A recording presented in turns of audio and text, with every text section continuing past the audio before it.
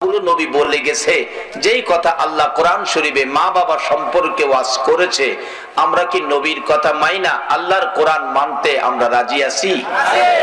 এখানে মা বাবার সাথে ভালো ব্যবহার করতে বলছে। এ যদি মা বাবা দুনিয়ায় থাকে আর যদি মা বাবা কবরে চলে যায়, পৃথিবীর কারো জন্য আল্লাহ দোয়া শিখাইলো না, শুধুমাত্র মা বাবার জন্য কোরআন শরীফের দোয়া শিখাইছে। সে দোয়াটা কি? রব্বিরহামহুমা কামা রাব্বায়ানি সগীরা। কোন মার জন্য দোয়া শিখাইছে? সেই মাটা কি জিনিস, মাটা কেমন, মা কোত্থেকে আইলো, মার অবস্থান কোথায়। একটা মা, মা লিখতে গেলে একটা অক্ষর দেখবেন, একটা অক্ষর, অক্ষরটার নাম ম। ম দিয়া মা। আজকে মারে আমরা চিনি না। নবী হাদিস শরীফে বলেছে এই মার পায়ের নিচে জান্নাত। নবীর কথা সত্য না মিথ্যা? যদি কেউ মিথ্যার আভাস একটু অন্তরে জাগে, তাহলে সব শেষ। টুপি আছে, পাঞ্জাবি আছে, দাড়ি আছে, নামাজ আছে, রোজা আছে, হজ আছে, জাকাত আছে, কিন্তু ঈমান নাই। ঈমান না থাকলে এগুলির কোনো দাম নাই। যেমন বন্দুক আছে, গুলি নাই, বন্দুক আছে, গুলি নাই, এই বন্দুক দিয়া কোনো কাম হয় না। এগুলি সব হইল বন্দুক, গুলি হইল ঈমান। আর সেই ঈমান হলো নবীর কথা। নবীর কথাগুলো মানতেই হবে। বলতেছিলাম যে নবীর কথা মানার জন্য আল্লাহ নিজে কোরআন শরীফে বলেছে অমাইয়িতির রাসূলা ফাকাদ আতা আল্লাহ। বলতেছিলাম সেই মা, ম দিয়া মা, এই মটার সাথে সম্পর্ক কত দেখেন। মসজিদ লিখবেন সেই ম, মাদ্রাসা লিখবেন সেই ম, মুহতামিম লিখবেন সেই ম, মুহাদ্দিস লিখবেন সেই ম, মুফাসসির লিখবেন, মুফতি লিখবেন, মক্কা লিখবেন, মদিনা লিখবেন, এমনকি নবী মুহাম্মদুর রাসূলুল্লাহ লিখবেন, তাও সেই ম। যেই মটার সাথে সম্পর্ক হলো মা, সেই মায়ের পায়ের নিচে জান্নাত।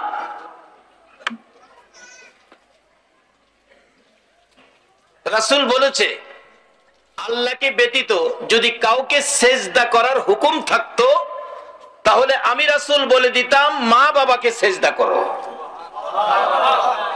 যে মা বাবা কত গুরুত্বপূর্ণ।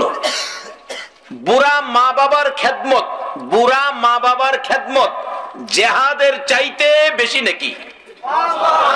আপনি নামাজে দাঁড়াইছেন, মা বাবা দেখে নাই, আপনারে ডাক মারছে আব্দুল মালেক, নির্দেশ হলো নামাজ ছাইরা দিয়া মার ডাকে সাড়া দাও। বাবা, মা বাবা তোমার মসজিদ, মা বাবা তোমার মাদ্রাসা, মা বাবা তোমার মক্কা, মা বাবা তোমার মদিনা,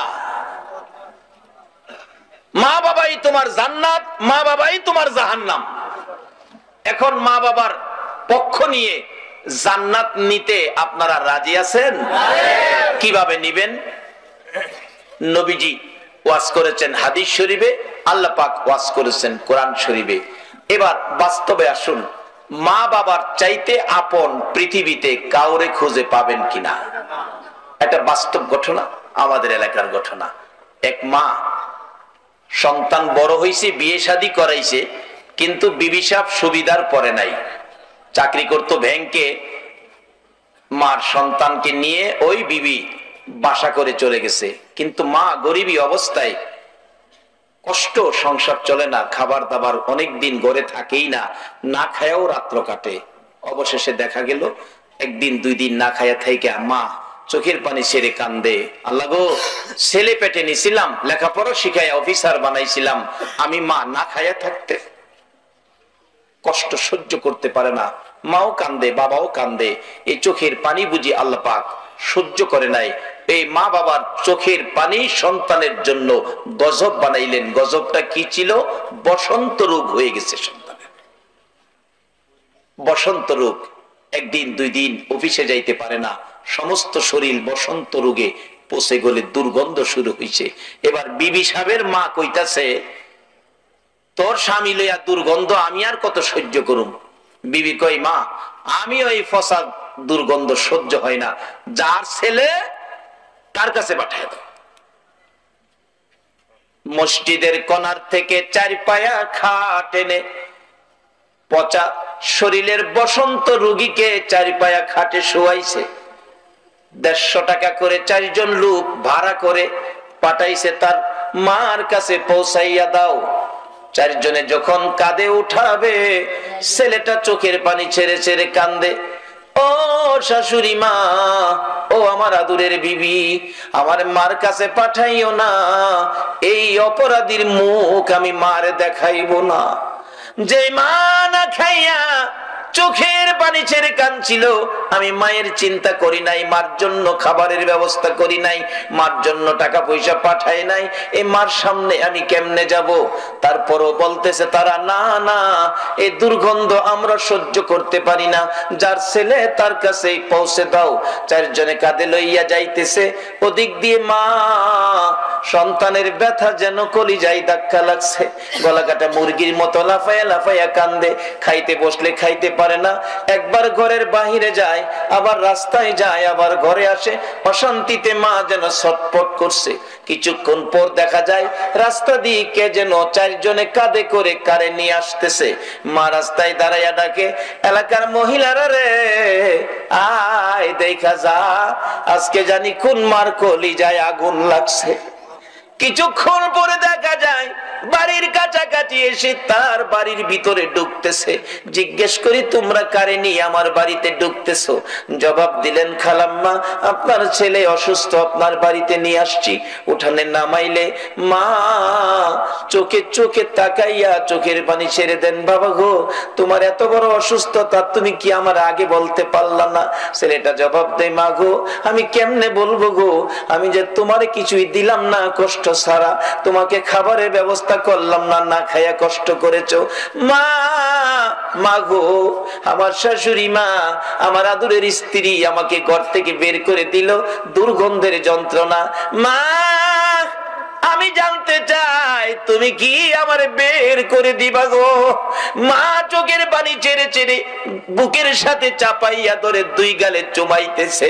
বাবা গো, সবাই শাশুড়ি এবার মেয়ের জামাই ছেড়ে দিতে পারে, স্ত্রী স্বামী ছেড়ে দিতে পারে, মা কোনদিন সন্তান ছাড়তে পারে না।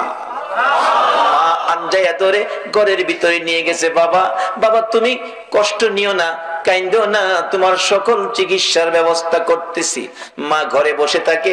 আশপুরুষী ঘরের মানুষগুলো বাড়ি ঘর ছেড়ে দিয়েছে দুর্গন্ধে। মা ঘরে বসে থাকে। বাবা দৌড়াইয়া কবিরাজের কাছে যায় আর ডাকতেছে, কবিরাজ রে, আয় আমার বাবা, এমন অবস্থা, মন কয় বাবা বাঁচবো না। সব যেদিন পর হয়ে গেল, বলুন পাশে আপন হইয়া কে রইল? আল্লাহু আকবার বলো। এই মায়ের কথা, বাবার কথায় আমার আল্লাহ কোরআন শরীফে ওয়াজ করেছে, হাদিস শরীফে আমার নবী ওয়াজ করেছে। বাবারা ভাইয়েরা, এই নবীকে যদি ভালোবাসেন, এই নবীর কথাগুলো আমাদের মানতে হবে। বলুন, নবীকে ভালোবাসা আমাদের দরকার আছে কিনা? কেন ভালোবাসবেন না? যে নবী আর সে যায় না, উম্মতের মায়ায় সোনার মদিনায় শুধু শুয়াই থাকেন না 24টা ঘন্টা। নবী উম্মতি উম্মতি বলে কান্দে। হাসরের জমিন যেদিন কায়েম হবে, আমার আল্লাহ যেদিন বিচারের কোট নিয়ে বসবেন, আমার আল্লাহ ডাকবেন, ফেরেশতারা রে, আমার বন্ধু কই? বন্ধু না আসা পর্যন্ত বিচারের কাজ শুরু হবে না। ফেরেশতা জিবরাইল, ইসরাফিল, আজরাইল, মিকাইল, 4 জন মাশহুর ফেরেশতা ঘুরতে থাকবে, কোথাও খুঁজে পাওয়া যায় না। জিবরাইল যাইতে যাইতে যাইয়া দেখবে ফুলসিরাতের কিনারে আমার নবী উম্মতের মায়ায় কান্দে। জিবরাইল পিছন থেকে ডাক দিবে, হুজুর কাঁদতে হবে না গো, বিচারের কাজ শুরু হবে, চলুন যাই। আমার আল্লাহ ঘোষণা করে দিয়েছে, যতক্ষণ পর্যন্ত আমার বন্ধু আমার পাশে না আসবে, হাসরের বিচারের কোট শুরু হবে না।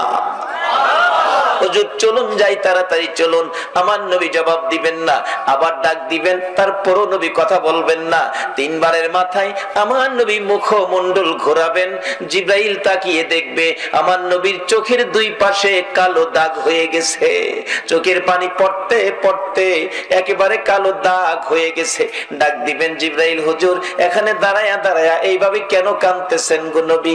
আমার নবী ডাক দিবেন, জিবরাইল এই রে ফুলসিরাতের ফুল, আমার ভয় লাগে রে, এই নিষ্ঠুর ফুল ফুলসিরাত থেকে না জানি আমার উম্মতেরা কাইটা কাইটা নিচে পড়ে যায় রে, এই মায়ায় আমি ফুলসিরাতের ফুলের কিনারে কান্দি। জিবরাইল বলবেন,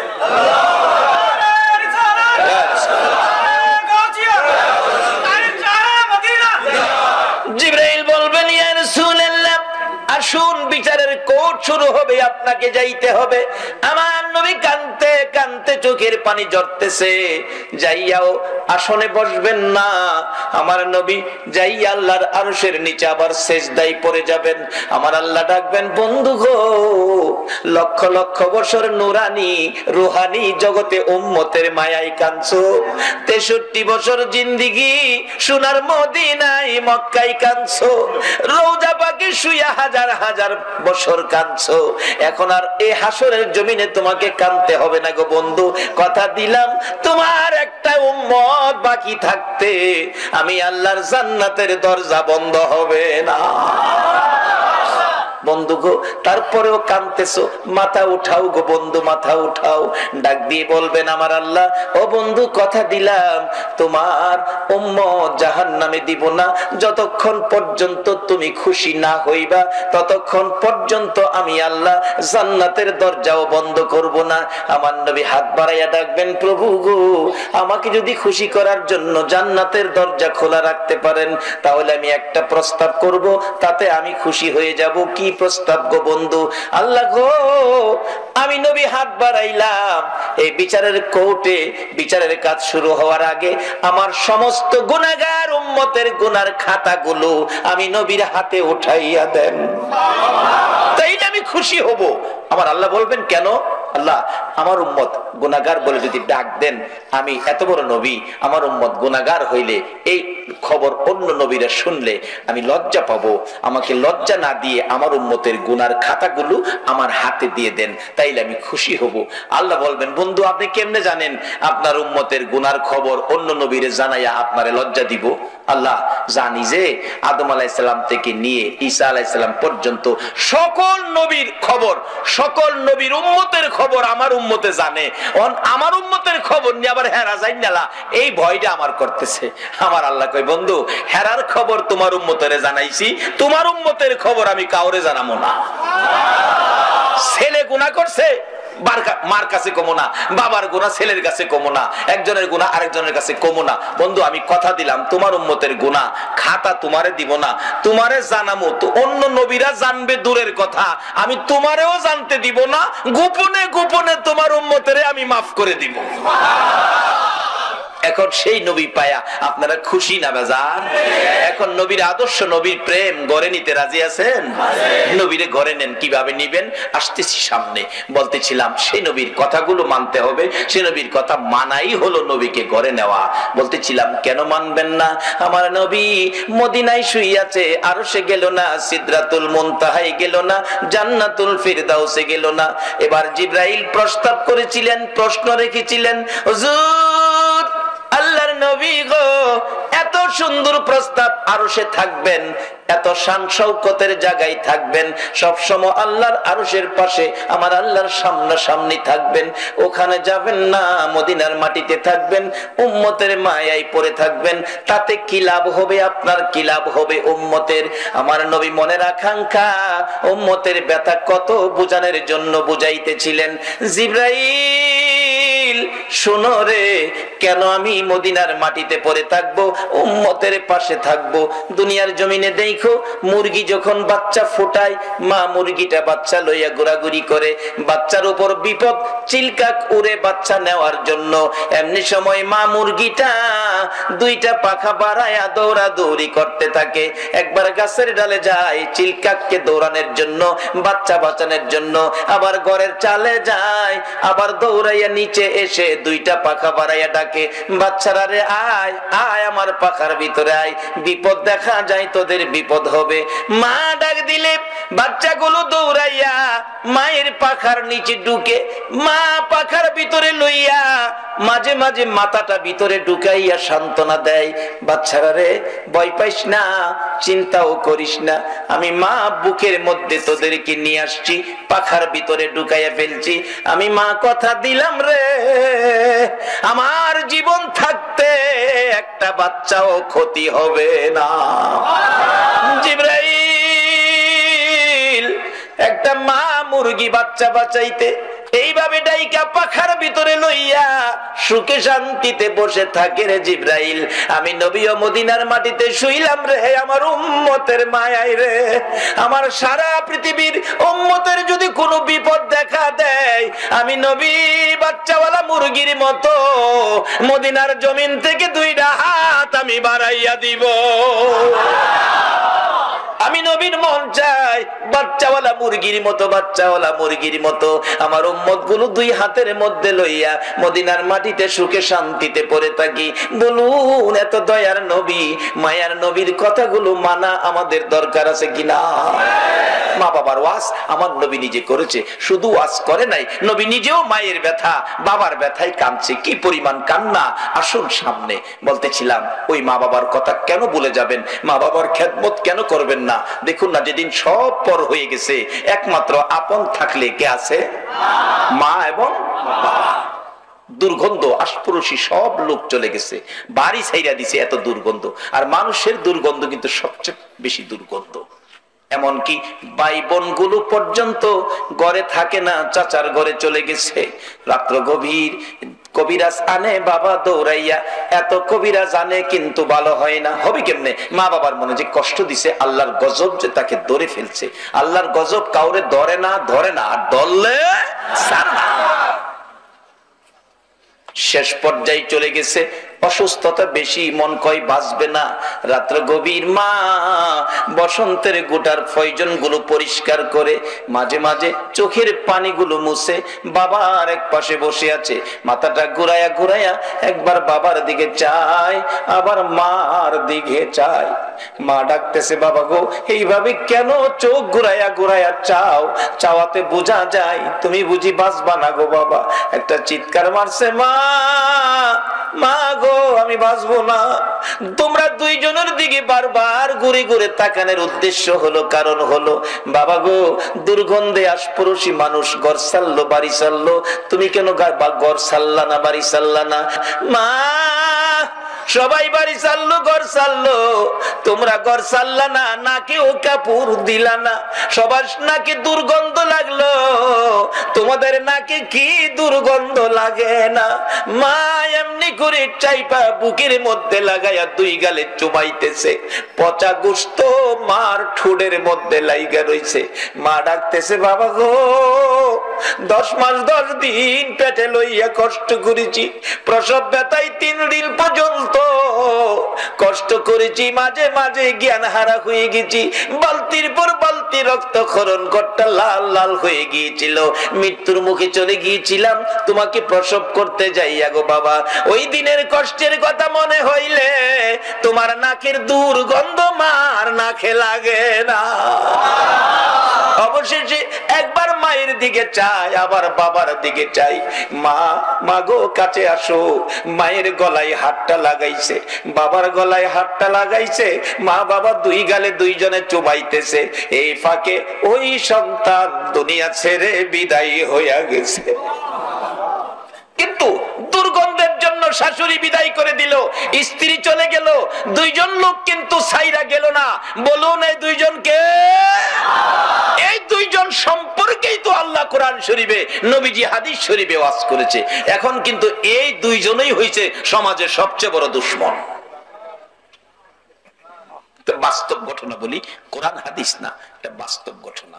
এক বেচারা শাশুড়ি মা এসে পরে বাজার থেকে এত বড় মাছ আনছে, যেই মাছ জীবনে দেহেই নাই কোনদিন। আমার জীবনও যে মাছ দেহি নাই।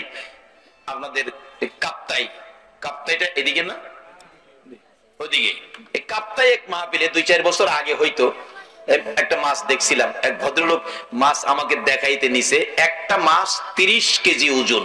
আমার জীবনে দেখি নাই, এদিন দেখছিলাম। এই মাছটা নাকি কোন নদীতে ধরাত পড়ছে, 30 কেজি ওজনের মাছ। যাই হোক, এর চেয়ে বড় মাছও আছে, হয়তো আমি দেখি নাই। এই বড় মাছ দেখে খুশি, বহুত খুশি। আমার মা এসে বেড়াইতে এত বড় মাছ আনছে, স্বামীরা আমার লক্ষ্মী, কত ভালো। কিন্তু স্বামীর মা এসে মাছ দেখে খুশি, ভোগো এত বড় মাছ আমার পোলায় আনছে, তোর মা সাথে যাক, তোর মার ওসিলাই আমিও তো মাছটা খামু। কি আমার ভাগ্য, জীবনে তো বড় মাছ দেখি নাই।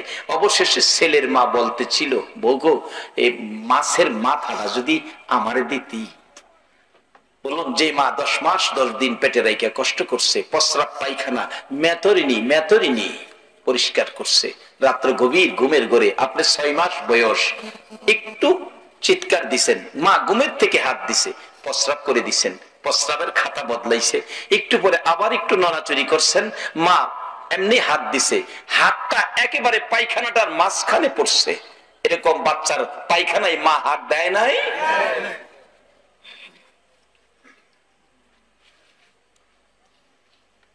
পরিবারের সকলের সাথে মা আপনাকে আমাকে কোলে নিয়ে খাইতে বসতো। আমরা মায়ের কোলে পায়খানা করলে সবাই টেবিল ছেড়ে অন্য জায়গায় যাইতো, কিন্তু দরদি মা এই পায়খানা প্যাকেট করে এক হাতে বাবা কোলে লইয়া আরেক হাতে ভাত খাইতো, না কেউ কাপড় দেয় নাই। এই কষ্ট মা করে নাই? এই মারে কষ্ট দিয়া বেহেশতে যাওয়ার কোন রাস্তা নাই, কোন রাস্তা নাই।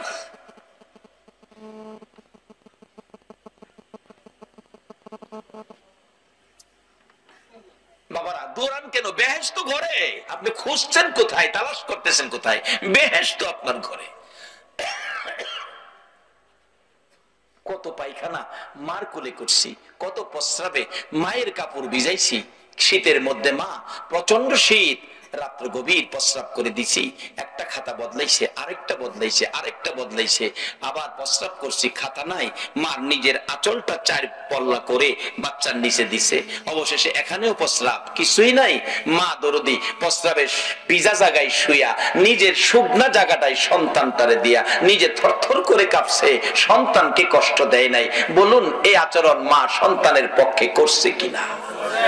কিন্তু সেই মা যে আপনার আমার কত কিছু আমাদের কাছে পাও না, এই ঋণ তো কেউ শোধ করেন নাই। বলে হুজুর মা তো দুনিয়ায় নাই, এখন কি করব? এখন ওই যে দোয়া রব্বির হামহুমা কামা রব্বায়ানি সগীরা বলতেছিলাম, মা বাবার জন্য কেন করবেন না? মা বাবার প্রতি কোরআন শরীফে হাদিস শরীফে সুন্দর ওয়াজ। যাই হোক, এবার এই ঘটনাটা আমি কোরআন হাদিস থেকে বলছি না, বাস্তবতা থেকে বলছি। সমাজে যা বাস্তবে যা ঘটতেছে বলতেছিলাম, মা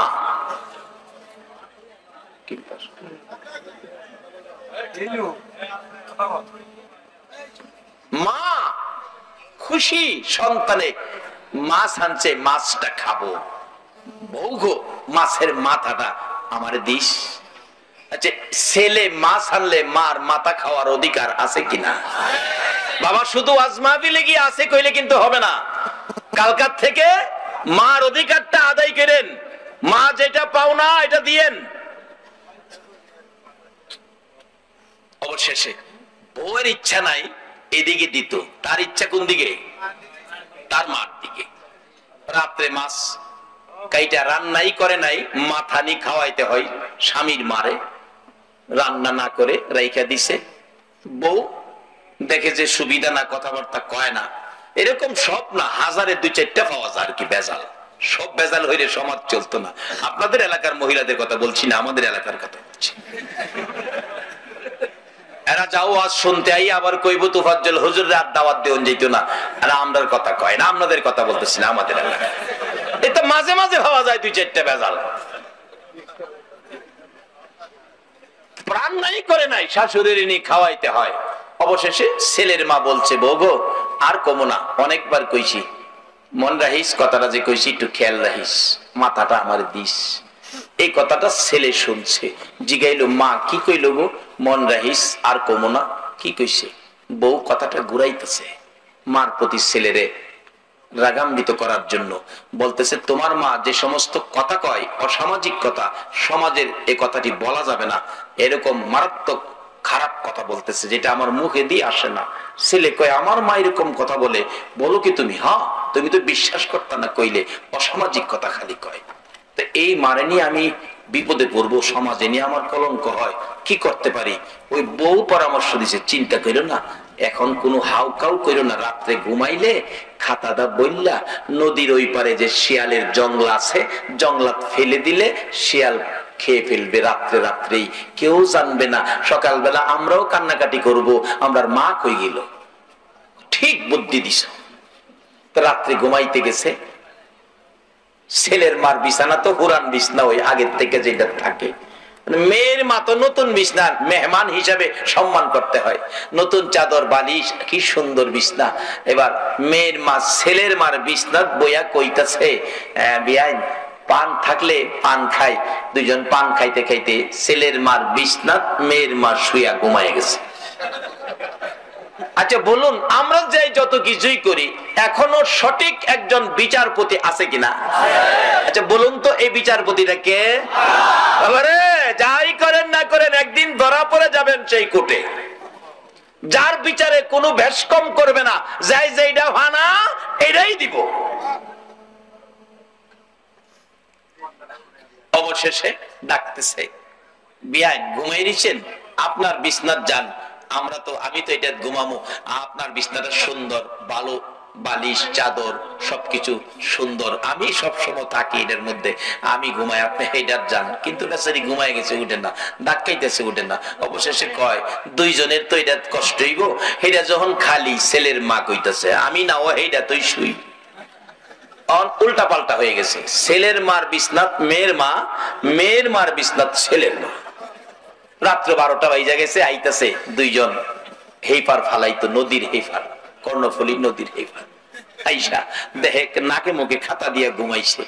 বুড়া মানুষ তো, ছোট্ট বইলা প্যাকেট করে নৌকা তোড়াইয়া হেইপার ফালাই দিয়ে আই পড়তেছে, আর রঙের বইটা বাইতাছে। ঘরে কোনো বেজাল নাই, এখন ঘরের বেজাল দূর হইছে। বলুন, শাশুড়ি কি ঘরের বেজাল? মুরব্বী কি ঘরের বেজাল হতে পারে? ঘরের রহমত হইয়াছে সেই মা, যে মার পায়ের নিচে জান্নাত। আমার নবীর জীবনী, একজন সাহাবী এরকম বৃদ্ধা মাকে পিঠের মধ্যে নিয়ে, মা নড়তে চড়তে পারে না, পিঠের মধ্যে লইয়া যাইতেছে হজ করতে।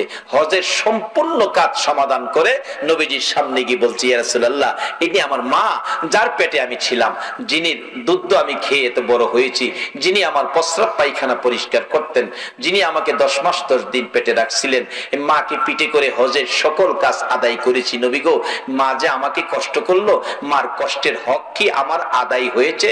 রাসূল বলেন, ও সাহাবী, এই মাকে পিঠে নিয়ে এই কাজ করাতে তোমার মায়ের 1 ফোঁটা দুধের হক এখনো আদায় হয় নাই।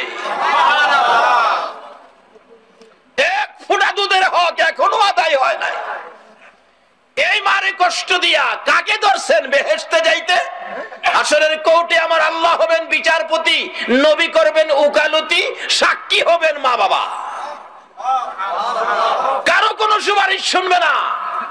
মা বাবা বলবে, নবী গো, আমার সন্তান ভালো ছিল, আল্লাহর পক্ষে, আমার আল্লাহর দরবারে নবীজি দাঁড়াইয়া বলবেন, মাননীয় বিচারপতি, মা বাবা সাক্ষী দিয়েছে আমার মক্কেল সন্তানগুলো ভালো ছিল, আমিও সেই ভালোর পক্ষে। আল্লাহ বলবেন, বন্ধু, মা বাবার সাক্ষী সন্তান ভালো, তুমি সেই ভালোর পক্ষে, আমি আর কোনো হিসাব দেখতে চাই না, বিনা হিসাবে আমি মাফ করে দিই। আর কারো কথাই হাসরের ময়দানে কাছে নবীজি দাঁড়িয়ে থাকবেন মা বাবার পক্ষের সাক্ষী নেওয়ার জন্য। আল্লাহ বিচার করবেন, ওকালতি করবেন নবী। ওই কোর্টে আল্লাহর নবী ছাড়া আর কেউ কথা বলার ক্ষমতা রাখবে না। কোন নবী রাসূল কথা বলতে পারবে না। ফাঁকি দিয়ে কিছু কথা বলবেন যারা চার তরিকার জ্ঞান সম্পন্ন আলেম নাইবে নবী আল্লাহর ওলি। আর কিছু বলার সাহস ক্ষমতা পাবেন যারা নবীর ভালোবাসায় শহীদ হয়েছে। হাসরের ময়দানে শহীদদেরকে সুপারিশ করার অধিকার দেওয়া হবে, চার তরিকার অলিগণকে সুপারিশ করার অধিকার দেওয়া হবে। আমার নবী নিজে তো অধিকারের সাগরই হয়ে থাকবেন এই সুপারিশের জন্য। যাই হোক, আমরা সেই নবীকে চিনবো, নবীর কথা মতো আসল জায়গাটা আমরা পরিষ্কার করব। এবার ফালাইয়া দিয়ে আইসা পড়ছে ঘরে, বলে সমস্যা নাই, ঘরে আর ঝামেলা নাই। আইসা বিবি খুশি, কিন্তু ছেলেটার মনে দুঃখ যে মার পায়ের নিচে জান্নাত, মাকে ফালাইলাম, জিগাইলাম না মা কি কইছিন, বিবির কথাই ফালাই দিলাম। মার বিছনার কাছে গিয়ে ডাকতেছে, মা গো, মা কি করলাম গো মা, তোমারে না জিগাইয়া ফালাই দিয়ে এলাম। মা, ও মা, কাজটা ভালো করি নাই, তোমাকে দেখলে এক নজর তাকাইলে একটা কবুল 7টা উমরা হজের সওয়াব হতো। কি করলাম আমি, কি করলাম, আফসোস করতেছে, আক্ষেপ করতেছে। এই আক্ষেপ আফসোস শুনে ওই বিছনার থেকে মার ঘুম ভাঙছে। মা ঘুম থেকে উঠে, পাগলিনী মা দৌড়াইয়া সামনে, কি রে বাবা, তুমি কি স্বপ্নে কিছু দেখছো, কেন তুমি এরকম করতেছো? মা তুমি একবার মার দিকে চায়, আবার বিছনার দিকে চায়। তুমি তুমি এই পার থেকে এই ফারাইলা কেমনে? মা কয়, আমি হেইফার, আমি হেইফার যাবো কি লেগে বাবা, আমি নিজে তোমার হেইফার ফালাই দিয়েছি। কিরে বাবা, এ কি কও, আমি এমন কি অপরাধ করছি আমার হেইফার ফালাইয়া দিবি? মা, তুমি যে কইছিলা বউগো, কইছিলাম যে খেয়াল রাখিস, এমন কি খারাপ কথাটা তুমি কইছিলা কত?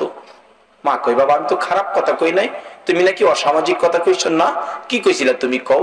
আমি কইছিলাম তুমি যে বড় মাছ টানছো, মাছের মাথাটা খাইতে কইছিলাম রে বাবা। মাছটা দেখে আমার আত্মাটা চাইছে, মাথাটা খাইতাম। বলছিলাম বউগো, মাথাটা আমারে দিস। তোর বউ একটাবার কথা কইলো না। শেষবারের মতো বলছিলাম বউগো, আর কিছু কমো না, কইছি যে মনে রাখিস, এটুকুই কইছি। ছেলেটা 2টা চোখের পানি গাল বেয়ে বেয়ে ছেড়ে দিছে।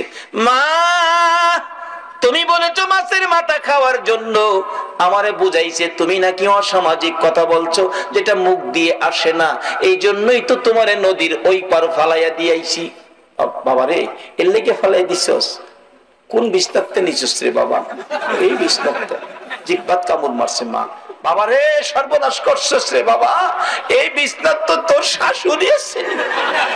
আমার আল্লাহর কথা মাইনা এইভাবে মা বাবা সম্পর্কে হিসাব কিতাব ক্লিয়ার করা আমাদের দরকার আছে কিনা? বলতেছিলাম মা বাবার মতোই আপন দুনিয়ার জমিনে নাই, হাসরের ময়দানে আমার নবীর মতোই আপন উম্মতের কেহ নাই। মা বাবার পক্ষে আসুন। মা বাবা যাদের দুনিয়াতে আছে, মা বাবার খেদমত করুন। খেদমতে খুশি করলে কি পাইবেন? নবীজি ওয়াজ করেছেন, বিররুল ওয়ালিদাইনি আফদালু মিনাস সালাত ওয়াস সাদাকাত ওয়াস সাওমি ওয়াল হাজ্জি ওয়াল উমরাতি ওয়াল জিহাদি ফি সাবিলিল্লাহ। রাসূল বলেন, একটা লোক নামাজ পড়লো, উত্তম ইবাদত, লক্ষ লক্ষ টাকা সদকা করলো, রোজা রাখলো, হজ করলো, উমরা করলো, এমন কি আল্লাহর রাস্তায় জিহাদ করলো। ইবাদতের মধ্যে এর চেয়ে বড় ইবাদত আর নাই। এতগুলো ইবাদত করে যেই নেকি পাইলো, আর একটা যুবক, আর একটা মানুষ, সে মা বাবার উদ্দেশ্যে, আল্লাহু আকবার বলুন, মা বাবার উদ্দেশ্যে রাত্র গভীর বাড়িতে যাওয়ার সময় মনে মনে ভাবতেছে, হাই রে আমার মা বুড়া মানুষ, আমার বাবা বুড়া মানুষ, মা বাবার জন্য কি নিতে পারি, মা বাবার জন্য কি কিনতে পারি। যাই একটা ফলের দোকানে ঢুকছে, ও ফলের দোকানদার, আমার বুড়া মা বুড়া বাবারে, যেই বাবা বাড়িতে যাওয়ার আগে সন্তানের মায়ায় বাস স্ট্যান্ডে যাইয়া দাঁড়াইয়া থাকতো, যেই মা সন্তান বাড়িতে না আসা পর্যন্ত রাত্র 2টা বাজলেও দরজাটা খুইলা দাঁড়াইয়া থাকতো, ওই মা বাবার জন্য কি নিতে পারি রে বাবা? 2টা কমলা কিনেছে বাবার জন্য, 100 গ্রাম আঙ্গুর কিনেছে মায়ের জন্য, প্যাকেট লইয়া রওনা হয়েছে। রাত্র 10টা বাস স্ট্যান্ড থেকে যাইয়া বাসের থেকে নাইমা দেখে বুড়া বাবা হারিকেন লইয়া বাস স্ট্যান্ড দাঁড়াইয়া রইছে। বলুন বাবা সারা এই দয়ার দরদ আর কেউ দেখায় কিনা? বুড়া বাবা হারিকেনটা লইয়া বাস স্ট্যান্ড দাঁড়িয়ে রয়েছে, রাত্র 10টা। বাবা আইসো, এতক্ষণ করছো কেরে বাবা? বাবা শহরে কাজ ছিল, আসতে দেরি হয়ে গেছে। চলো আমি অনেকক্ষণ ধরে তোমার লেগে দাঁড়িয়ে রয়েছি। বুড়া বাবা হারিকেন, এই হারিকেন কার জানি চিরতরে নিবা গেছে। বাড়িতে যাইয়া দরজার কিনারে দেখে মা দরদি সন্তানের ব্যথায় কান্দে গো বিনাইয়া বিনাইয়া। বাবা আইসো, আমি তো তোমার মা এই পর্যন্ত ঘরে যাই না, দাঁড়ায় রইছি। তোমার বাবা তো বাস স্ট্যান্ড গেছে। ঘরের ভিতরে ঢুকলে মা গো, মা 100 গ্রাম আঙ্গুর তুমি খাও গো মা, আর 2টা কমলা বাবা তুমি খাও। বাবা কমলা পছন্দ করে, বাবার হাতে কমলা দিল। আঙ্গুর পছন্দ করে বুড়া মা, মার হাতে আঙ্গুর দিল। নিজের ঘরে আগে গেল না, নিজের ছেলে মেয়ের খোঁজ খবর নিল না, আগে বাবারে কমলা দিল, মার হাতে আঙ্গুর দিল। মা কমলা লইয়া, বাবা কমলা লইয়া, মা আঙ্গুর লইয়া খুশি। আর দোয়া করতেছে, মাবুদ গো কেমন সন্তান আমারে দিলা গো, আমাদেরকে কেমন সন্তান দিলা। নিজের ঘরে না গিয়ে আমাদের খোঁজ খবর নিল, নিজের সন্তানের না দিয়ে আমরার হাতে কমলার আঙ্গুর দিল। মাবুদ আমরা খুশি হলাম। আমার নবী বলেছে 2টা কমলা বাবার হাতে দিয়ে, 100 গ্রাম আঙ্গুর মায়ের হাতে দিয়ে মা বাবারে খুশি করার বিনিময় ওই লোকটা নামাজ পড়ে, সদকা করে, রোজা রেখে, হজ করে, উমরা করে, আল্লাহর রাস্তায় জিহাদ করে যেই নেকি তার ভাগ্যে পাইলো, তুমি 2টা কমলা 100 গ্রাম আঙ্গুর মা বাবারে দিয়া খুশি করার বিনিময় তার চাইতে বেশি নেকি তোমার আমল নামায় পায়া গেলা।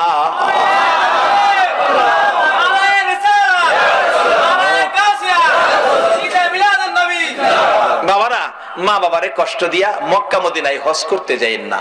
একজন হাজী সাহেবের জীবনীতে দেখি উনি 39 বার হজ করে 40 বারের মাথায় হজে গিয়ে আরাফাতের ময়দানে খুশির কান্না কান্দে, প্রভু গো কি আমার নসিব, 40 বার হজ করলাম। গায়েবী আওয়াজ হইতেছে, হাজী 40 বার কেন, হায়াত পায়া 40,000 বার হজ করলেও তোমার হজ কবুল হবে না। আবার কাঁদতেছি, আল্লাহ আমি কি অপরাধ করলাম, কেন কবুল হবে না? গায়েবী আওয়াজ হচ্ছে, হাজী রে একদিন তোর গর্ভধারিণী মায়ের সাথে সাধারণ একটা জিনিস লইয়া কথা কাটাকাটি করে এক পর্যায়ে রাগ হইয়া তোর মারে লাথি মাইরা ঘরের বাইরে ফালাইয়া দিসলি। তোর মা লাঠি খাইয়া গলা কাটা মুরগির মতো লাফাইতে ছিল, কলিজাটা ফাইটা গেছে রে, বিদায় হয়ে গেছে। বিদায় মুহূর্তে 2টা হাত বাড়াইয়া বলেছিল, মাউত এই সন্তান পেটে লইয়া গো রাত্র ভরে কোনোদিন ঘুমাইতে পারছি না। 7 মাস 8 মাস যখন বয়স বাচ্চার পেটের ভিতরে ছিল, আমি যদি মা ঘুমিয়েছি, নড়াচুরি করতে গেলে তার পায়ের লাথি আমার কলিজায় লাগছে, ঘুম থেকে উঠে বসে গেছি, আবার নড়াচুরি করছে, হাতের কনি কলিজায় লাগছে, দাঁড়াইয়া গেছি। জীবনে কত রাত্র দাঁড়াইয়া দাঁড়াইয়া কাটাইছি, না ঘুমাইয়া রাত্র কাটাইছি, ছেলের লাথি কনি খাইয়া গো আল্লাহ। তারপরে দুনিয়ায় আসবে প্রসব ব্যথায়, কলিজা ফাটা ব্যথা। আজকে কি সেই সন্তানের লাথি খাইয়া দুনিয়া থেকে বিদায় হব? মাবুদ গো বিচার তোমার কাছে দিয়ে গেলাম, এই বিচার তুমি কইরো, আমি মা বিদায় হলাম। বিচারটা দিয়েই মা দুঃখিনী দুনিয়া থেকে বিদায় হয়ে গেছে। আমার আল্লাহ বলেন, হাজী রে লাথি দিয়া মার কলিজা ফাটাইয়া মারে দুনিয়া থেকে বিদায় করে দিয়ে আরাফাতের ময়দানে 40 বার হজ করতে আইসা কান্দো, আমি আল্লাহ জানিয়ে দিলাম রে, মার কলিজা ফাটাইয়া 40 বার কেন, 40,000 বার হজ করলেও তোমার হজ আমি কবুল করব না।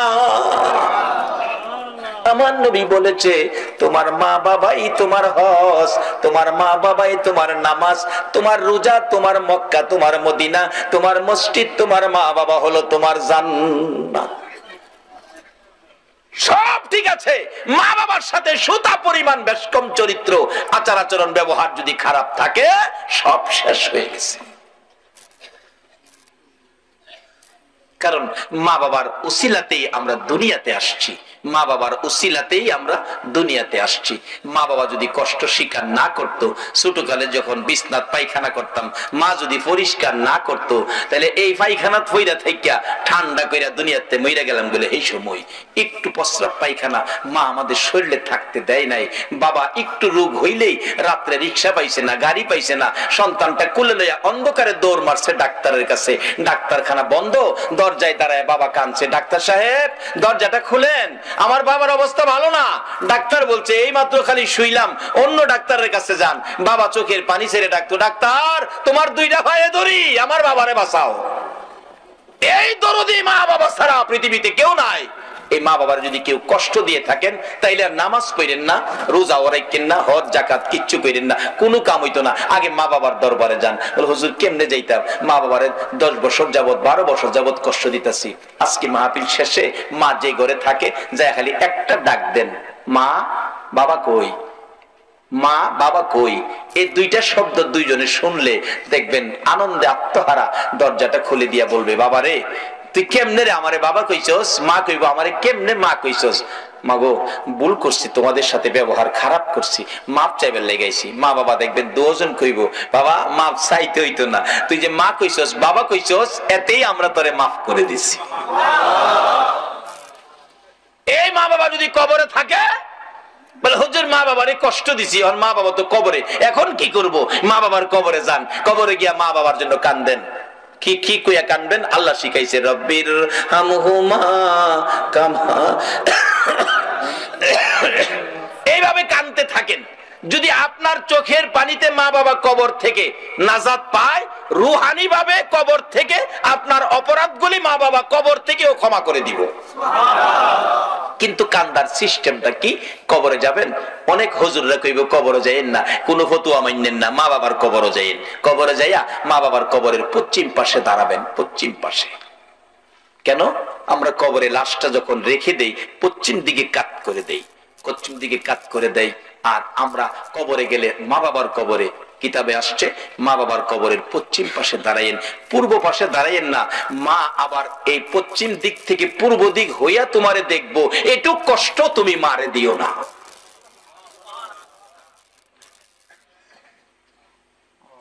পশ্চিম পাশে দাঁড়াও, আর সাথে সাথে কোরআন তালাওয়াত দুরূদ ইস্তিগফার পাঠ কইরো না। কেন? সাথে সাথে কোরআন তালাওয়াত দুরূদ ইস্তিগফার পাঠ করতে থাকলে একটা নূরের পর্দা এসে তোমার মুখটাকে ঘুরে ফেলে।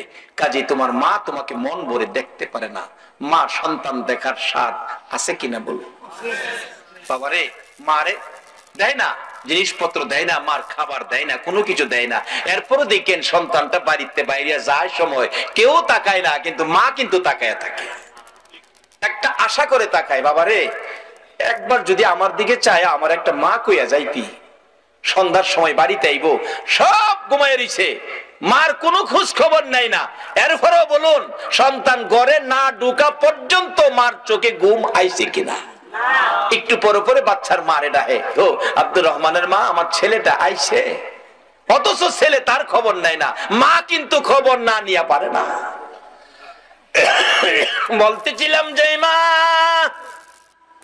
আপনাকে আমাকে দেখার জন্য ব্যস্ত থাকে, কবরে যাইয়াও সন্তান কবরের পাশে গেলে মা ছেলেকে দেখতে চাই, বাবা ছেলেকে দেখতে চাই। নির্দেশ হলো কবরের পাশে যাইয়া কিছুক্ষণ চুপ করে দাঁড়াইয়া থাকো, তোমার মা বাবা তোমাকে মন ভরে দেখো, মন ভরে দেখতে চাই। দুনিয়ার জমিনে কত বাস্তব ঘটনা, মারে ভাত দেয় না, মার খোঁজ খবরও নেয় না। তারপরও ছেলেটা ঢাকা থেকে আইসা বৃহস্পতিবার সন্ধ্যায়, শনিবার সকালে যেদিন চলে যায়, মা পিছে পিছে এতিমের মতো যায়। একবার যদি ফিরে চাইতে রে বাবা, আমারে মা কইয়া ডাক দিতে খুশি হইতাম, ডাকও দিল না, ফিরেও চাইলো না। রিকশায় উঠে গেছে, রিকশায় উঠে রিকশা টান দিয়ে ওই মোড় ঘুরে যখন এদিকে যাইতেছে, মা এদিকে দিয়া দেখে না, দৌড়াইয়া বাড়ির পিছনে যাইয়া তাকাইয়া রইছে, আমার ছেলে যাই গো, একবার ফিরে চায় না। যত দূর পর্যন্ত দেখা গেল মা ওই রান্নাঘরে পায়খানার কিনারে দাঁড়াইয়া সন্তানের দিকে তাকাইয়া থাকে। বলুন এরকম দরদ মার সন্তানের জন্য আছে কিনা? কিন্তু মার জন্য আমরা কি করলাম? আমরা কি করলাম মার জন্য? আমার নবী নিজেও মা বাবার জন্য পাগল ছিল, উম্মতের এই আদর্শটুকুন দিয়ে গেল। বাস্তব ঘটনা, আমার নবীর বয়স যখন 6 বছরে পৌঁছে নাই, আমার নবী সঙ্গীদের সাথে মাঠের মধ্যে ছিল। বিকাল হয়ে গেলে অন্য বন্ধুদের বাবা এসে টান দিয়া কোলে নেয়, 2 গালে চুমো দেয়, আর কত খেলবি, চল বাড়িতে যাই। আমার নবী তাকিয়ে থাকে, সঙ্গীদেরকে জিজ্ঞেস করে কে আসলো, তাকে কোলে নিয়ে 2 গালে চুমো দিল। ডাকতেছে সঙ্গীরা, ও মুহাম্মদ, তুমি তো জানো না এই ছেলেটার বাবা হইল ইনি, তাই না কোলে নিয়ে 2 গালে চুমো দিছে। আমার নবী তাকিয়ে আছে, বাবার কোলে সন্তান, বাবার আদর কত সুন্দর দেখা যায়। আরেকজন আয়েশা বাচ্চা কোলে নিল, 2 গালে চুমো দিল। আমার নবী তাকিয়ে আছে, নিতে নিতে দেখা যায় সকল সঙ্গীদেরকে বাবা এসে কোলে করে নিল, একজনকে কেউ কোলে নিল না। আমার নবী খোলা আকাশের নিচে দাঁড়াইয়া ওই বাবাগণের দিকে তাকাইয়া তাকাইয়া চোখের পানি ছেড়ে ছেড়ে কান্দে, আর নিজেকে নিজে প্রশ্ন করে, ও মুহাম্মদ, তোমার বাবা কই, তোমার এদিকে কেউ কোলে নেয় না।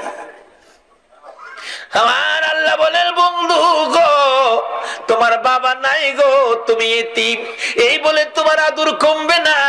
আমি কুল মাখলুকাতকে নির্দেশ করে দিয়েছি সবাই যেন তোমাকে ভালোবাসে, আর তোমাকে যদি ভালোবাসে আমি আল্লাহ দেখি, কথা দিলাম তোমার ভালোবাসার বিনিময়ে আমি আল্লাহর ভালোবাসা পায়া যাইব। কিভাবে ভালোবাসা পাওয়া যাইব? বাস্তব ঘটনা দেখুন। আমার নবী কাঁদতেছে, আমার নবী বাড়িতে যায় না, বাবার ব্যথায় কান্দে। সঙ্গীরা খবর দিলেন আমিনার কাছে, আমিনা গো, তোমার আদরের সন্তান ময়দানে দাঁড়াইয়া কান্দে, কি জানি ব্যথা আমাদের কাছে কয় না। দৌড়াইয়া যায় ডাকতেছে, বাবা গো, এইভাবে কেন কান্দো, কে মারছে, কে দুঃখ দিছে বলো, তোমার দাদারে দিয়া শক্ত বিচার করাবো। আমার নবী কান্দে, শিশু নবী মা, কেউ মারে নাই, কেউ ব্যথা দেয় নাই, সবাই আমার সঙ্গীরা বাবার কোলে উঠে বাড়িতে গেল গো মা, আমার বাবা কই, আমি বাবার কোলে উঠবো, বাবার ব্যথায় কান্দি। আমি নাও চোখের পানি ছেড়ে দিলেন, বাবা গো, তোমার বাবা নাই, বাবার কথা আমারে জিজ্ঞেস করো না, এই বাবার অভাব আমি পুরা করতে পারবো না। যখন কোথাও পারলো না বাবার অভাব পুরা করতো, নিজেই তালাশে বেরিয়ে গেলেন, বাবারে কোথায় পাবো।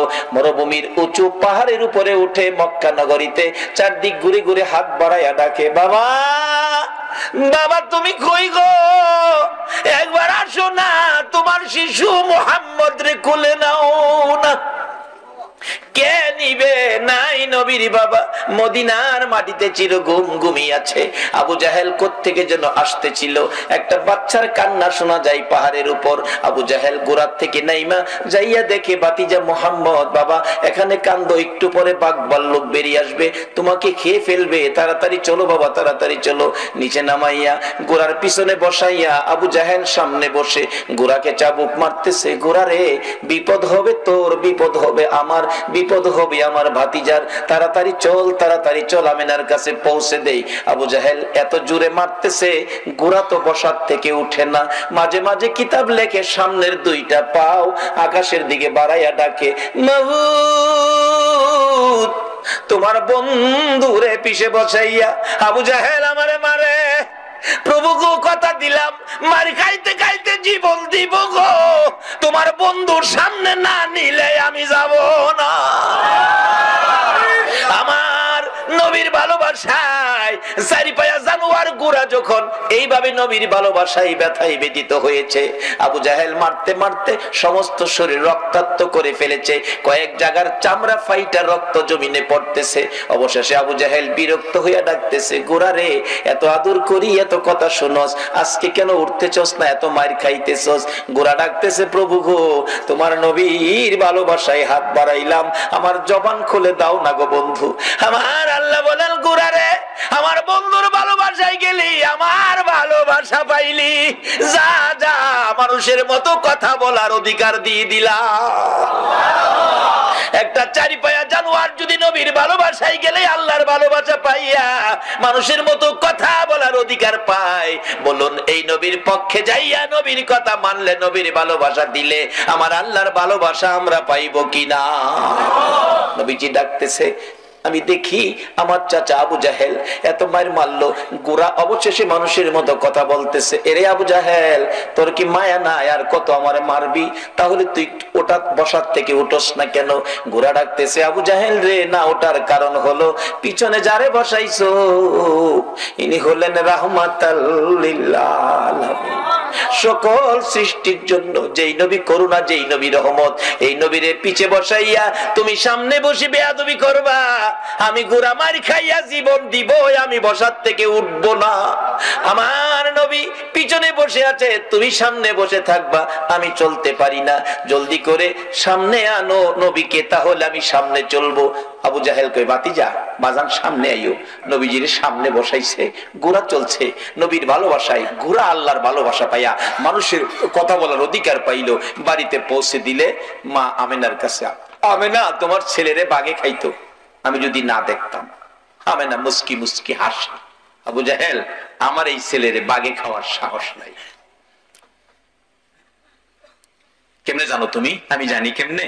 যেদিন আমার এই সন্তান পেটে ছিল, এদিন জংলার বাঘ এসে আমারে সালাম করে আমারে খবর জানায় গেছে, আমেনা গো তোমার কপাল ধন্য, তোমার পেটে রাহমাতাল লিল আলামিন। যেই নবী পেটে থাকলে বাঘে সালাম করে, এই নবীরে বাঘে খাইতে পারে না।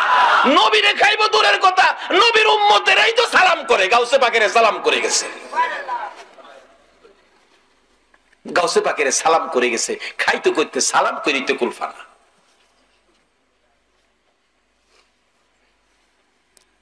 আমেনা কয় আমার ছেলেরে বাগে খাইতো না। আপনাদের মন কি নবীরে বাগে খাইব? আল্লাহু আকবার। এই নবীর উম্মত আপনারা বাগে খাইতো, এই সাহস বাগে রয়েছে না। আর মশাই ফাইলে আমরা ছাড়ে না। চট্টগ্রাম মশাই কামড়া, কারেন্ট না থাকলে দেখেন ঘুমাইলে মশা যে কি খুশি হয়, আইসা কানের কাছে গান কয়, বন্ধু ঘুমাইছো? ও গুণের বন্ধু, গুনগুনা গুনগুন, ঘুমাও বন্ধু বালকেরা, ইঞ্জেকশন বা হরতাছে।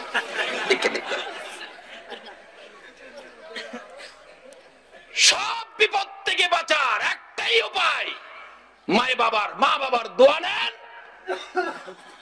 নবীর ভালোবাসা দেন, অলিগণের পক্ষ নেন। অলিগণের পক্ষে বিপদ উদ্ধার কিভাবে? একটা বাস্তব ঘটনা, যেটা সকল দলের আলেমের একমত, যারা অলির পক্ষে আসতে রাজি না হ্যাঁ ওইটার মধ্যে একমত। সেই ঘটনাটা কি? হাজী আমদাদুল্লাহ মুহাজির মক্কি, তার জীবনী। হাজী আল্লাহর ওলি, নবীর আশেক, নবী প্রেমিক আল্লাহর ওলি হাজী আমদাদুল্লাহ মুহাজির মক্কির জীবনী। এক লোকের বাচ্চা হারিয়ে গেছে, ছেলে বাচ্চা খুঁজে পাইতেছে না, মা বাবা অসহায়, কি যে কান্না, ছেলে নাই, ছেলে পায় না। অবশেষে কে যেন বললেন, আরে আল্লাহর ওলির কাছে যাও না, অন্ত ওলির কাছে গেলেই ফতু আইবো, শিরিক শিরিক, ওলিরা কি দিব, ওলিরা তো মরে গেছে। আমারও কথা এই, মরে গেলে মরা মানুষ কিছু দিতে পারে না, কিন্তু নবী কিন্তু ওলি ব্যাপারে হাদিস দিয়ে গেছে, ইন্না আউলিয়া আল্লাহ লা ইয়ামুত।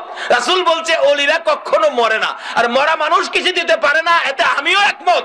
কিন্তু রাসূল বলছে আল্লাহর ওলিরা মরে না, তাইলে ওলিরা কিছু দেওয়ার ক্ষমতা আছে। মরে গেলে তুমি মরে গেছো, ওলিরা মরে নাই, রাসূল বলেছে। হাজী আমদাদুল্লাহ মুহাজির মক্কি, সংক্ষেপ করতেছি রাত্র বেশি হয়ে গেছে। হাজী আমদাদুল্লাহ মুহাজির মক্কি বসে আছে, আল্লাহর ওলির পায়ে পড়ে গেছে, মা বাবা হুজুর আমার বাচ্চাটা হারিয়ে গেছে, পাই না, বেঁচে আছে কিনা, থাকলে কই আছে, এই খবরটা পাইলেও মনটারে বুঝাইতাম। হাজী আমদাদুল্লাহ মুহাজির মক্কি কয়, বাবা তোমরা বসো, আমি দেখি কই আছে। চোখটা খালি বন্ধ করছে, চোখটা বন্ধ করে চোখটা খুইলা কয়, বাবা রে তোমার ছেলেটারে নিয়ে সমুদ্রের মাঝখানে ছোট্ট একটা দ্বীপের মধ্যে ফালাইয়া রাখছে, এখান থেকে আনা সম্ভব হবে না, না খায়া থাকতে থাকতে শুকিয়ে গেছে, 1-2 দিনের মধ্যে এমনিতেই সে মারা যাবে। এখন বলুন মা বাবার ব্যথা আরো বাড়ছে না কমছে? দুইজন কান্না, কে জানি বলতেছে, কানলে কি লাভ হইব, আল্লাহর ওলির পায়ে ধরো, হুজুর আমার বাচ্চাটা রাইনা দেন, আনতে গেলে হেলিকপ্টার দরকার, না ওই জাহাজ দরকার। অলির ফাওদেরা কান্দে, কোন দলের আলেম অস্বীকার করার ক্ষমতা নাই। অলির ক্ষমতা কত দেখেন, বেলায়েতের হাত শুধু এই জায়গায় নয়, তারা প্রয়োজন হলে এই জমিন থেকে বেলায়েতের হাত বাড়িয়ে দিয়ে আল্লাহর আরশ পর্যন্ত ধরার ক্ষমতা রাখে।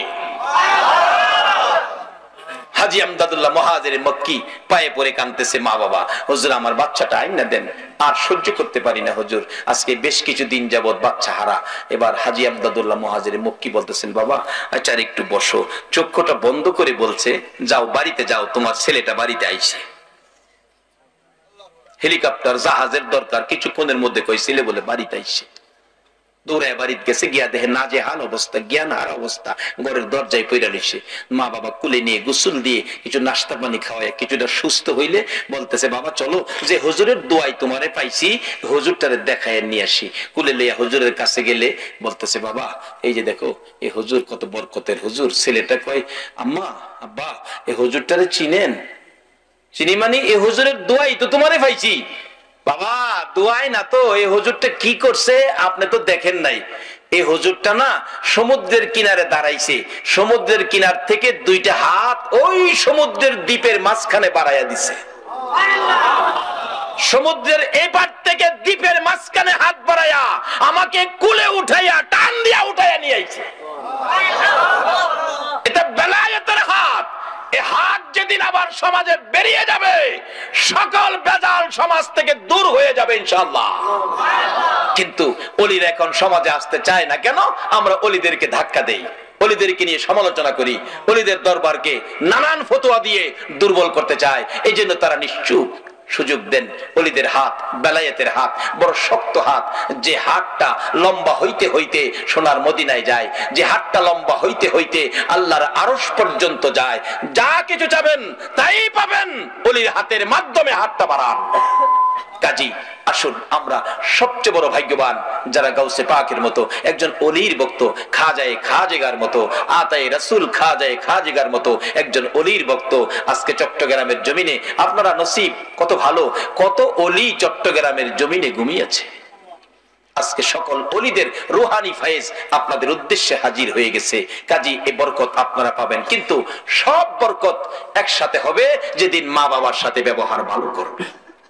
ওই মা বাবা যদি কবর থাকে, মা বাবার জন্য দোয়া করবেন, এই অনুরোধ আপনাদের প্রতি রাখলাম। নবী নিজেও বাবার ব্যথায় মদিনায় গিয়ে মায়ের সামনে কাঁদছিলেন। আল্লাহ বলছে, বন্ধু বাবার কবরে এসে কাঁদতেছো, কথা দিলাম তোমার উম্মতেরা যদি এইভাবে বাবার কবরে কান্দে, আমি কথা দিলাম এই কান্নার সাথে সেই কান্না মিলায়া আমি তার বাবাকে মাফ করে দেব।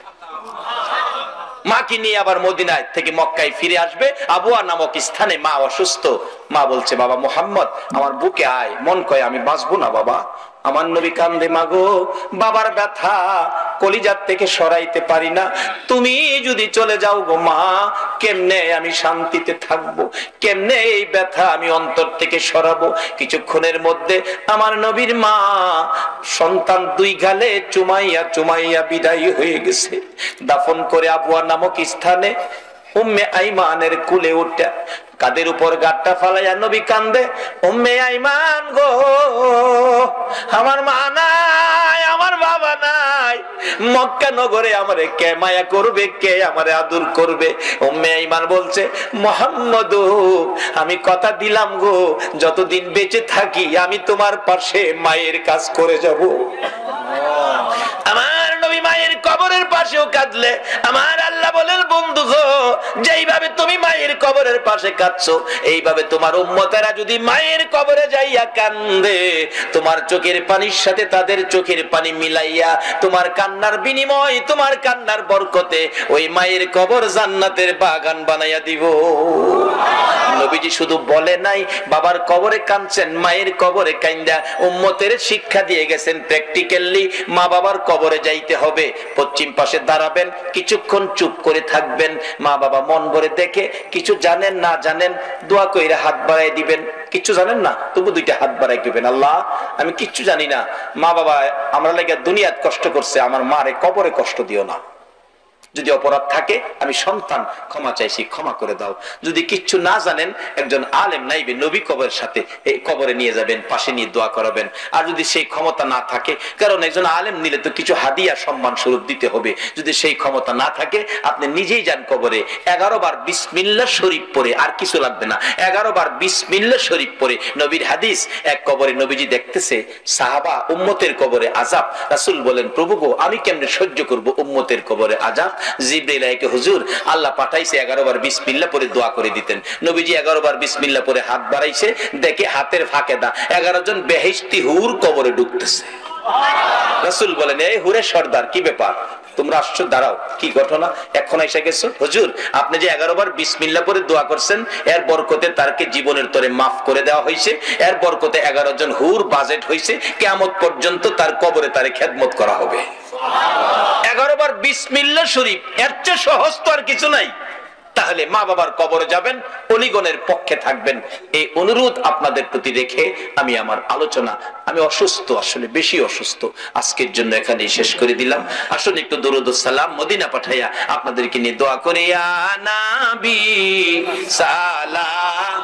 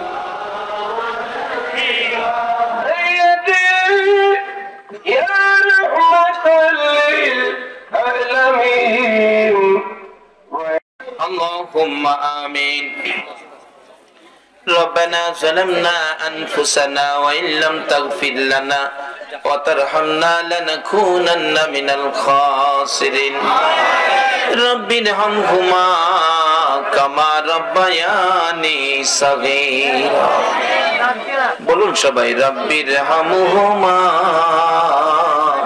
কামা রব্বায়ানি সগীরা। রব্বুল আলামিন মায়ার নজরে তাকায়া দেখো গো, রাত্র গভীর তোমার আদরের বান্দা লইয়া হাত বাড়াইছি মাবুদ, একবারে খালি হাত বাড়াই নাই, তুমি আল্লাহ নিজে যার উপরে 24 ঘন্টা দুরূদ ও সালাম পাঠ করো, ফেরেশতারা করে ইমানদারদেরকেও দুরূদ সালাম পাঠ করার নির্দেশ করেছো। মায়ার নজরে তাকাইয়া দেখো গো, তোমার আদরের ইমানদার বান্দারা তোমার হাবিবের উপর এই গভীর রাত্রে প্রাণ ভরে দুরূদ ও সালাম মদিনা পাঠাইছে গো আল্লাহ। আল্লাহ খাস করে আমাদের মধ্যে যারা বিমার শেফা করে দাও। আমি নিজে অসুস্থ, আরেকজন চক্ষু অপারেশন করবে শুনলাম, আল্লাহ গো আমাকে সহ চক্ষু অপারেশনকারী সহ সকল বিমারীকে শেফা করে নেক হায়াত বাড়াইয়া দাও। আমাদের মধ্যে যারা অভাবী, অভাব দূর করে দাও। আমাদের মধ্যে যারা নামাজি, নামাজ কবুল করে লও। যারা নামাজ পড়ে না, নামাজের বুঝ দান করে দাও। যারা ব্যবসা করে ব্যবসায় বরকত দাও। যারা চাকরি করে পদোন্নতি দান করে দাও। ইয়া আল্লাহ, যারা বিদেশ থাকে সকল বিদেশীদেরকে হেফাজতে রাখো গো আল্লাহ। যারা বিদেশ যাবে তাদের মনের আশা পুরা করে দাও গো আল্লাহ। ইয়া আল্লাহ, খাস করে জনাব শফিউল আলম, মাওলানা শফিউল আলম নিজামীকে আল্লাহ গো তুমি সুস্থ করে নেক হায়াত বাড়াইয়া দাও। তোমার নবীর আশিকগণকে যদি তুমি সাহায্য না করো, তোমার নবীর শান মান কে গাইবো গো আল্লাহ। আল্লাহ সুস্থ করে নেক হায়াত বাড়াইয়া দাও। ইয়া আল্লাহ, খাস করে আজকের মাহফিলে যারা এই পর্যন্ত কষ্ট করেছে সকলকে তুমি আফত বিপদ আযাব গজব অ্যাক্সিডেন্ট বালা মুসিবত শয়তানের শয়তানি দুশমনের দুশমনি হইতে বাঁচাইয়া রহমত বরকত শান্তি দ্বারা ভরপুর করে দাও আল্লাহ। মা বোনদেরকে রাবিয়া বস্তির মতো বানাইয়া দাও আল্লাহ গো। এই মাহফিলের সকলকে ইমাম হাসাইন আর হুসাইনের মহব্বত অন্তরে পয়দা করে দাও। নবীর ভালোবাসার মালা সকলের গলায় পরাইয়া দাও। দয়ার নবীরে একদিন ঘুমের ঘরে স্বপ্নে দেখাইয়া দাও। নবীজিকে স্বপ্নে না দেখাইয়া কারো গায়ে সাদা পোশাক পরাইও না গো আল্লাহ। ই আল্লাহর একটা দরখাস্ত করি, গাউসে পাক আল্লাহ গো, গাউসে পাকের পাগলগুলো এত রাত পর্যন্ত কষ্ট করেছে আল্লাহ। গাউসে পাকের রুহানি ফয়েজ, খাজা বাবার রুহানি ফয়েজ আল্লাহ গো। চট্টগ্রামের জমিনে যত ওলি আল্লাহগণ ঘুমিয়েছেন, আল্লামা গাজী শেরে বাংলার রুহানি ফয়েজ, হযরত করম আলী শাহ রহমাতুল্লাহের রুহানি ফয়েজ সহ চট্টগ্রামের জমিনের নিচে সকল ওলি আল্লাহগণের রুহানি ফয়েজ আমাদেরকে নসিব করে দাও। গাউসে পাকের গোলাম হিসাবে আমাদের সকলকে তুমি কবুল করে নাও গো আল্লাহ। মাবুদ গো, আজকের মাহফিলে দূর দূরান্ত থেকে আসছে আবার গাউসে পাকের গোলাম, তোমার নবীর গোলাম, যারা যেখানে যাবে সহি সালামতে পৌঁছাইয়া দিও গো আল্লাহ। আল্লাহ হযরত করম আলী শাহ রহমাতুল্লাহ আলাইহির স্মৃতি সংগঠন, এই যুবকদের সংগঠন তোমার মায়ের হাতে দিয়ে গেলাম। কিয়ামত পর্যন্ত এই সংগঠনের পক্ষ থেকে এই মাহফিল তুমি কায়েম রাখো গো আল্লাহ। এই যুবকদেরকে বেশি বেশি করে নেক হায়াত বাড়াইয়া দাও গো আল্লাহ। মাবুদ গো, যতগুলো দরখাস্ত করলাম মাহফিলের উসিলাই, দুরুদ ও সালামের উসিলাই, গাউসে পাকের রুহানি ফয়েজের উসিলাই সবগুলো তুমি কবুল আর মঞ্জুর করো গো আল্লাহ। ওয়া সাল্লাল্লাহু তাআলা আলা খায়রি খালকিহি মুহাম্মাদিন ওয়া আলা আলিহি ওয়া আসহাবিহি আজমাইন বিহাক্কি লা ইলাহা ইল্লাল্লাহু মুহাম্মাদুর রাসূলুল্লাহ।